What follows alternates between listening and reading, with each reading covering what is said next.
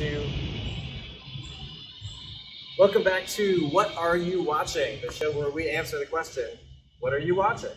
So this is Peter Henry, pastor of DCPC. I'm Matt Wiggins, youth guy, go with that. And that's his official title. That's the official title. And so we are recording this. It is August. It is hot, but we are outside because it's the best option. It's not that hot. There's a little breeze just now. We're in the shade. It's hot. But it is August 6th, 2020. 2020. And as Matt likes to say, if you're watching this 50 years from now, because this is considered a theological classic that's shared in seminaries all across the world, we're sitting outside, we're sitting apart, we have masks near each other because we are in the midst of the coronavirus pandemic, and we're doing our best to be as safe as we can, knowing there's always some risk. But here we are. Yeah, and so one of the consequences of the pandemic is we have more time on our hands to consume more content that is available to us at any point in human history. So that's kind of exciting in its own way. So today we have selected 2 movies that we're going to talk about, and the connecting theme, I think, is the big questions. And the big questions of life, the universe, and everything, if you're a Douglas Adams fan. Are you? You know what? I'm supposed to be, but I've never read his stuff. Really? Okay. Hitchhiker's Guide to the Galaxy for the uninitiated. Yeah. I'm supposed to have read a lot of Philip K. Dick and Douglas Adams, and I've read neither. So when we start doing What Are You Reading, after the power grid goes down, we'll let you know about what you think about Hitchhiker's Guide. All right. So anyways, the way this show works is we're going to talk about these 2 shows. We're also going to spoil them. We're going to be telling you everything that happens. So if you don't want spoilers, hit pause, come back. This will still be here thanks to YouTube's vast amounts of storage. But if you are ready to dive in, we're going to talk about the themes, maybe some scripture that connects the two movies that we're talking about, and also we're going to think about some next steps, just good things to do next. And that means it's 2:30, so we're under the clock, literally. And this is totally unscripted. We don't have a script. We have kind of a plan. We do dress rehearsals because of technology failures, but we're just going to do this without a whole lot of editing or anything, without any editing. No editing. Really. Yeah. I just want you all to note that even though we say it's unscripted, somebody brings notes every time. I come with no script. Just want to note that. I will make them public so you can just see that they're just random things because I forget a lot. So, big question. Big questions, the big question. We have, as Matt said, we have 2 movies for you today. The movies are my pick, Theory of Everything.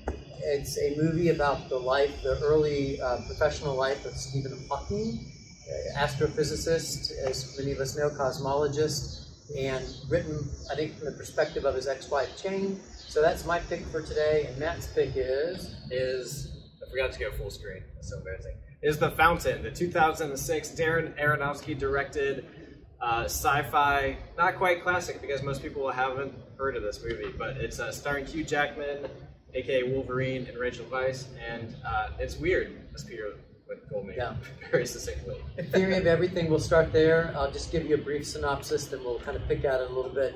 Theory of Everything, like I said, is the early professional into the midlife of Stephen Hawking. It starts with him at college, where he's not yet in a wheelchair, not yet with that electronic voice. Meets his future wife, Jane, who, Stephen Hawking, by the way, is played, do not tell me, oh my gosh, it is by Eddie Redmayne. He's from Les Mis. He was also in Fantastic Beasts and Where to Find Them. He is really good about being awkward and making you feel a little awkward around him. And then Eddie Redmayne is Stephen Hawking, and it is Felicity Jones, also known as Rey from the recent Star Wars movies, who plays the part of Jane. No, not Rey. No. That's Daisy Ridley. Not Poe. That's the guy. Who, Matt? Come on. Jyn Erso. Jyn Erso from Rogue One of the recent Star Wars. She smiles in this movie, which is really weird to see. Rogue One. Yeah, it was so strange.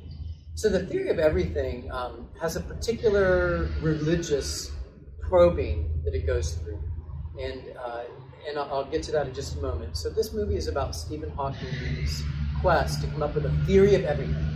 He believes that science has this disparate theories to cover different discrete phenomena, and he's on a quest to find that theory and to receive professional validation about that theory. And so the movie traces his attempts to find it, his kind of sense of call, I'll use, into the world of astrophysics, clearly the brilliance of his mind, the not just lukewarm, tepid, but the negative reception he got in some corners of the scientific world for what eventually becomes his theory of everything. And then the movie builds to, when he's on tour, for lack of a better term, and known around the world. His book is published, a bestseller. People pay big money to see him. In the midst of that, we also get Stephen Hawking's development of a degenerative neurological disease that eventually leads him unable to walk, unable to move beyond a finger, kind of like on a mouse pad or with a joystick and electronic voice. Paired with that story of Stephen Hawking's professional and personal developments, and the personal side are his relationship with Jane, his pursuit of her, their eventual marriage, and eventually the coming apart of their marriage, which is a fascinating story in its own right, and then in the years beyond their divorce. The one element of religion that comes in a particularly strong way is the question of, does Stephen Hawking's theory of everything have room for God? So when he and Jane are dating, she is curious about whether he has a place for God in his cosmology. And the answer is no. But they still get married in a church. She still eventually sings in the church choir. And then when he comes up with what I'll call his first theory of everything, he kind of confesses to her that it turns out God doesn't play dice with the universe. And she said, I'm sorry, did you say God? And are you saying what I think you're saying? And he gets this sly smile on his face and confesses that, in fact, perhaps there's room for God. Spoiler beyond that spoiler. In his final book, Stephen Hawking makes it clear that the universe that he attempts to describe and understand in his work does not, in fact, have God. Because people wondered about that. People felt that certain comments, they would be sliced and diced, that he was making room for God. And in his final book, Stephen Hawking says, no deal, like there's not a God in this world. And so the movie doesn't quite give us the full scope of that story. But in the midst of this particular story of the movie, there's this question, do you believe, Stephen? Is there room at least for a possible belief? And in the movie anyway, he seems to make room for it, but then it takes out a little later. Yeah. I wonder if that was a reaction to the movie. I don't know. I mean, because the movie came out... Because this last book was like 18. I feel like the movie was post that. So I'm not sure. Although, I'm honestly not sure about the timing of the movie versus the timing of the book. Well, then Jane's book that the movie's based on a little bit before the movie. Okay, well, right. Well, maybe then maybe it was a reaction to the book, even if the movie came later. I will say this, and this is not a theological question raised by the movie, but there's no doubt that many people in our current society have marriages where not everybody is of the same faith or not everybody has faith. And one of the questions I think that rolls around in this movie is what to make of a marriage when one believes and one does not, when one practices and one does not. And what the movie does not explore, but is the question in that modern world is, and what do you do with the kids? When mom and dad do not agree about the possibility of that faith, let alone which particular faith perspective. So that's a little bit about the theory of everything and why it kind of piqued my imagination watching it recently during the pandemic. Yeah. Matt, how about you? I want to, I saw the movie Matt recommended. I've got comments in just a moment. Go ahead, Matt. Tell people why what it is. Well, so actually, the other thing I think is so interesting about theory of everything is that you have the meet cute, like the Stephen and Jane meeting at the party at the beginning, and it seems like your typical Hollywood. That's unscripted. Yeah, Hollywood love story. But it's so fascinating to me that this is like one of the few movies where a couple meets, they fall in love, they marry, and then they kind of fall out of love. And there's no recrimination, like there's not like finger point, and like they both start to love other people, and it's just a very un-Hollywood story in that way. And they, he eventually marries a caregiver who comes into his life. And Jane says in interviews and books that she does believe that some of these other caregivers are part of the reason she and Stephen didn't ultimately make it. But she also acknowledges, and she eventually falls in love with a man who had been a volunteer caregiver, the choir director of the church where she sang in the choir. But as Matt said, while there certainly were some moments of tension, it was not acrimonious. Even at the end, when he says to her, I've been asked to go to America, and I've asked this woman to go with me, he doesn't say it, but obviously he's saying, you and I are done. And there's this pause, she's clearly broken by that, and yet at the same time, she has a really powerful line, something like, we had something good. I mean, and it's not a recrimination. No. It's an affirmation that we had something. We were somebody together. And I know it's him. But not in a recriminating way. I'm getting teary. Oh my God. My daughter's going to tell me you're ugly crying, Dad. All right, move on to the Fountain. The Fountain, which, oops, right one. The Fountain, this is a movie that is pretty emotional too. And so... It did not make me cry. It did not make you cry, but you're like, what? The Fountain is there are some elements that are similar to both movies, and that both of them feature scientists, both of them who are racing the clock against death, both of them dealing with the universe and life and big questions. But where The Fountain goes a little bit different, this is a fictional movie. This is a movie that is kind of interesting because it's the only historical fiction, modern medical drama romance slash romance slash future like 2001-esque mystical, spiritual, all wrapped into mythological. Okay, so we are gonna have to move this. Oh my gosh. There we go. I'll stand right here and hold it, man. You keep talking. I think it should be fine. So there's 3 different timelines in this movie, and they all revolve around this idea of a tree of life. And the movie even starts with the quote from Genesis about the tree of life. And so it's right off the bat overtly theological. The one thing to know is that it's directed by Darren Aronofsky, who, if I understand it right, he's not a person of faith himself. He was raised in a Jewish household, but he doesn't kind of really consider himself a faith or religious person. But he's asking questions about eternity and life and death, and I mean, there's just all sorts of stuff throughout this film about those questions. And Hugh Jackman, aka Wolverine, he's on the quest to save his wife's life, and then it's all about kind of finding this cure for death. At one point he even says that death is just a disease, and I'm going to find a cure for it. So it drives into obsession. It drives all sorts of things in this movie, and so it's just wonderfully fascinating. And it is gorgeous. I joked about it didn't make me cry. I enjoyed it. A great watch, and it is stunningly beautiful. Yeah. It really is. Like, the cinematography is great. There's this kind of recurring thing where you're looking at a landscape upside down, and like something is traveling, that person on a horse or a car, and you kind of follow that like as it flips around.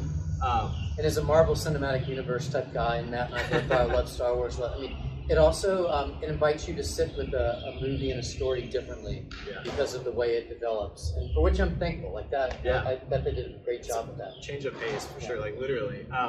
One of the other things, like all this space stuff, I don't know if you know this. So this, like we're used to computer-generated images and movies, and the CGI that's in the movie is actually pretty awful. Like especially at the end, it's a little atrocious. But when they're in space, or when Tom is in space, the stuff that makes up this kind of nebula he's traveling to, it's actually like, this is crazy. It's saffron suspended in oil and like magnified like millions of times to create these like really bizarre images.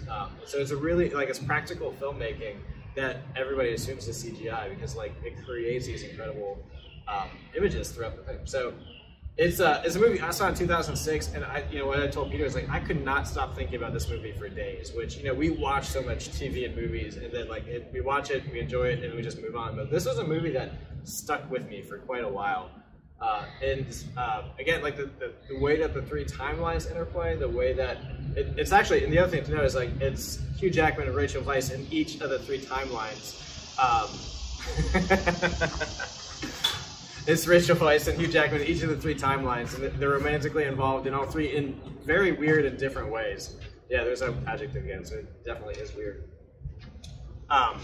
But, and at the same time, like, kind of like Jane and Steven, you have kind of a relationship where you have Tom in this movie is very scientifically minded, and Jane is more of a free thinker, a spiritual person, a writer.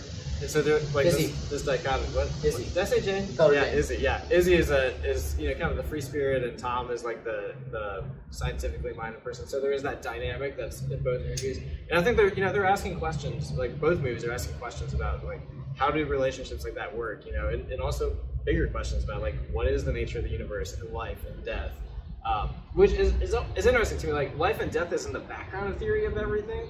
Jane goes into that marriage thinking he's going to have 2 years. Right. and then obviously he lives way past that. But this is just in that moment of Izzy trying to accept death, and Tom just completely rejecting that too. I didn't fact check it, but an element of this is also in the first of the love stories. When we go back and forth with these love stories, it's in 16th century Europe and in the New World, and it involves some Spanish Inquisition, and so there's some real dark portrayal of religion, at least Christian religion, even as there's positive portrayal of spirituality. Right. So they both movies, asking questions of God, but at some level also making suggestions about the role of religion. Now, in Theory of Everything, religion doesn't come off so negatively because it's a source of comfort for Jane. It's just this connection and supports her when she's trying to support Stephen. Yeah. I'm not sure religion comes off as well in The Fountain. Right. Which is kind of consistent with, if you know the work of Darren Aronofsky, he directed the movie Noah, which was like maybe 5 years ago. Awesome movie. I would love that movie. Yeah. One thing, I don't know if we talked about this, but there's a creation sequence in that movie that I think is, again, stunning. Like, Aronofsky's a brilliant visual director, for sure. That movie asks some awesome questions about what does it do to Noah to survive. Yeah. Like, we think of this glorious, you survived, you're off the ark, you're the new Adam. But the movie asks the question of what cost to Noah. And then more recently, Aronofsky directed a movie called Mother, which a horror movie podcast I know reviewed, and they were like, "This was too much." It's a very strange biblical allegory that is very dark and very violent, and I don't think very positive. Well, so Matt, let me ask this question. We talked about some of the bigger themes in the movies, some of the sub-elements.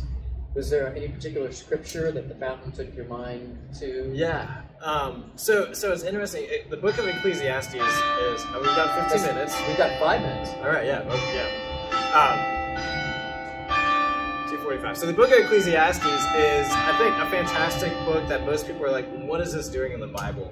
But I had the feeling there was some connection, so I took some time with Ecclesiastes, and like The Fountain is such a great expression of the spirit of Ecclesiastes in a lot of ways. But there's one verse in particular that really got me. Is that this idea that God has made everything beautiful in His time. He has also set eternity in the hearts of men, yet they cannot fathom what God has done from beginning to end. So that's chapter 3, verse 11. This idea of God setting eternity in our hearts. We see that, I think, in Tom. We see that in Stephen. And for me, that eternity is meant to point us to God, not to more eternity, which is maybe where they go. But it's like these big questions. I think we're meant to ask them. We're meant to explore. We're meant to be in relationship with people who maybe don't necessarily see the world the same way as we do. Yeah. And that creates a greater wholeness. And I think in both movies, like a sense of beauty. Like beauty is a big theme, I think, in both movies. And Matt, we'll get into my scripture in just a moment, but this idea that this thirsting after God and this sense of eternity and sense of God, the idea that science and faith are in competition with one another or at odds is a very modern construct.